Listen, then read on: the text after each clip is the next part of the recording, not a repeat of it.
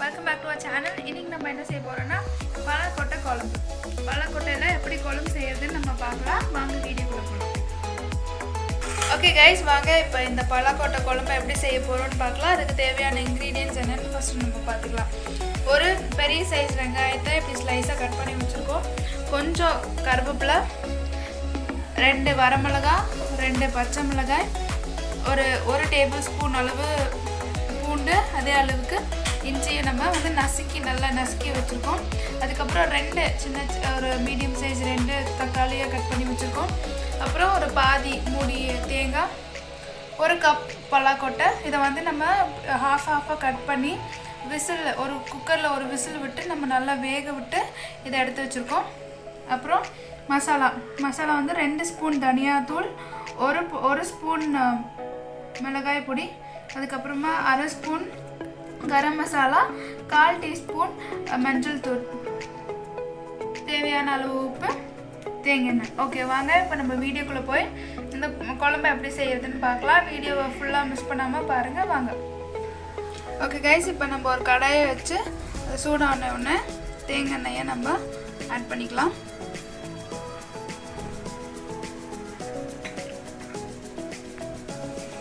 Okay guys, இப்போ நம்ம first என்ன செய்ய போகிறோன்னா இந்த தேங்காவை நல்லா வறுத்துக்கலாம். இது நல்லா ப்ரௌன் ஆகுற வரைக்கும் நம்ம நல்லா ஃப்ரை பண்ணிக்கலாம். எண்ணெய் ஊற்றாமல் இப்படி நம்ம ட்ரையாக இதோடைய மாய்ஸ்சர் போகிற வரைக்கும் நம்ம நல்லா ஃப்ரை பண்ணிக்கலாம்.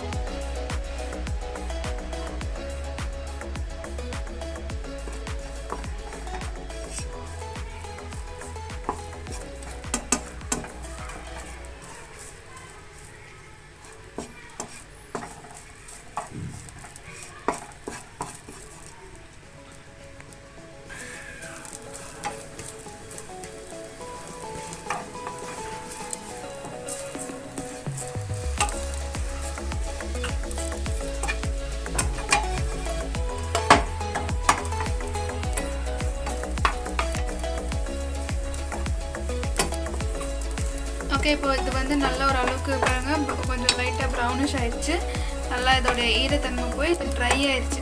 இப்போ இதோட சேர்த்து நம்ம எடுத்து வச்சுருக்க மசாலா, மிளகாய்த்தூள், அப்புறம் தனியா, கரம் மசாலா, மஞ்சள் தூள், அதெல்லாம் சேர்த்து நம்ம ஆட் பண்ணிக்கலாம்.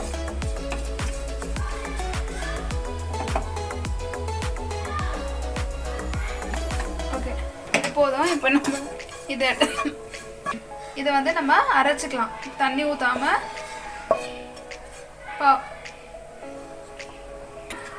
ஓகே, இது நம்ம தண்ணி ஊற்றி பேஸ்ட் மாதிரி அரைச்சிக்கலாம். வாங்க. ஓகே, அடுத்து இப்போ ஒரு கடாயில் நம்ம கடாய் சூடானோடனே இது தேங்காய் எண்ணெய் நம்ம ஊற்றிருக்குறோம். எண்ணெய் சூடானோடனே வெங்காயத்தை போட்டுக்கலாம்.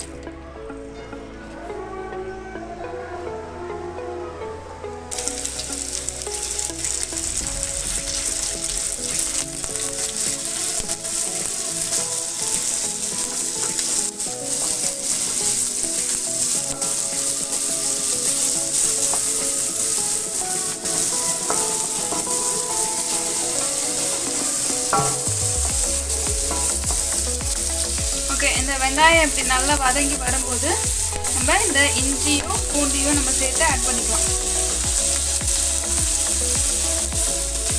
அதோடவே இந்த பச்சை மிளகாயும் ஆட் பண்ணிக்கலாம்.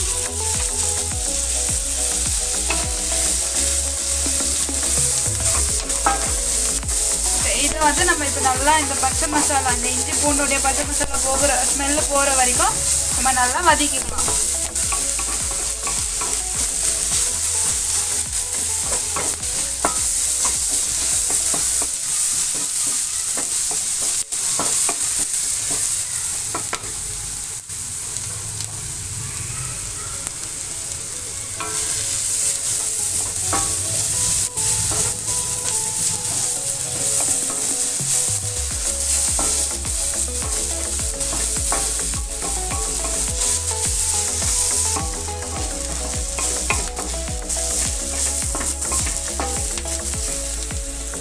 இப்போ இது நல்லா வதங்கிட்ட பிறகு நம்ம தக்காளியை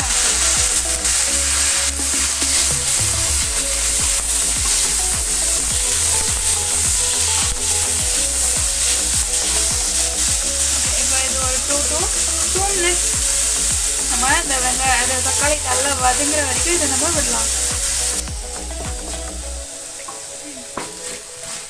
ஓகே, இப்போ வந்து இந்த தக்காளி வெங்காயம் எல்லாம் நல்லா வதங்கிடுச்சு. இப்போ நம்ம அந்த ஃப்ரை பண்ணி வச்ச அந்த தேங்காவை நம்ம அரைச்சி இதெல்லாம் ஊற்றி போகிறோம்.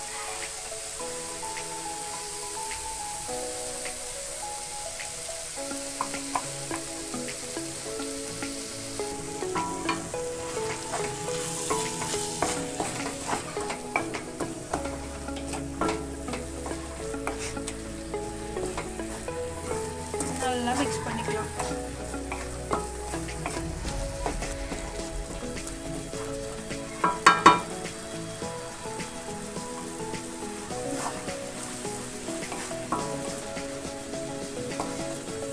இதோடைய பச்சை மசாலா நல்லா போகிற வரைக்கும் இதை நம்ம நல்லா இப்படி கொஞ்சம் நேரம் நல்லா பொரிய விட்டுக்கலாம். ஓகே, இப்போ நம்ம வந்து தண்ணி ஆட் பண்ணிக்கலாம்.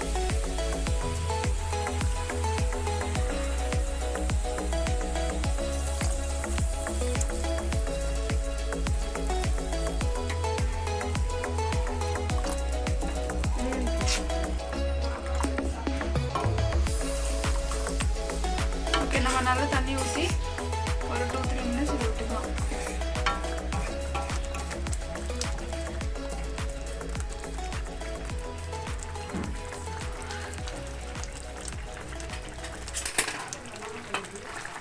ஓகே, இப்போ இந்த வந்து நல்லா கொதிச்சிருச்சு. இப்போ நம்ம லைட்டாக உப்பு போட்டுக்கலாம். ஏன்னா ஏற்கனவே இந்த பலாக்கொட்டையில் நம்ம உப்பு போட்டு தான் நம்ம வேக வச்சுருக்கோம். அதனால் இந்த மசாலாக்கு தேவையான உப்பு மட்டும் நம்ம போட்டுக்கலாம். கொஞ்சோன்னு இந்த பலாக்கொட்டையை நம்ம இதில் போட்டுக்கலாம்.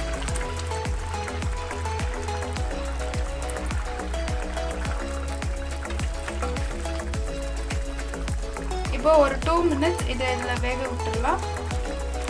ஓகே, இது வந்து நல்லா 2 minutes ஆயிடுச்சு, பாயில் ஆயிடுச்சு. இப்போ இதை நம்ம சைடில் எடுத்து வச்சுக்கலாம். ஓகே, அடுத்து வந்து ஒரு சின்ன கடாயை வச்சு அதில் நம்ம மறுபடியும் அது கொஞ்சம் தேங்காய் எண்ணெய் ஊற்றிட்டு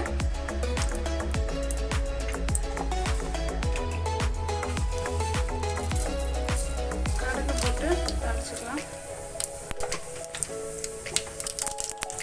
அதோடவே காஞ்ச மிளகாய் நம்ம தாளிச்சுக்கலாம்.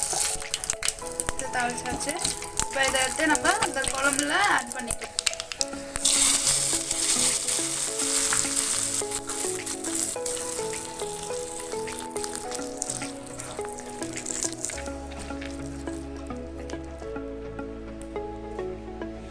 ஓகே கைஸ், இப்போ வந்து நம்மளுடைய பலாக்கொட்டை குழம்பு ரெடி ஆயிடுச்சு.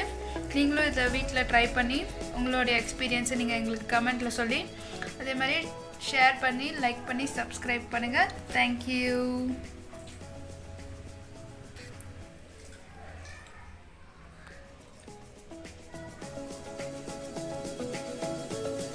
You are watching Foodie World.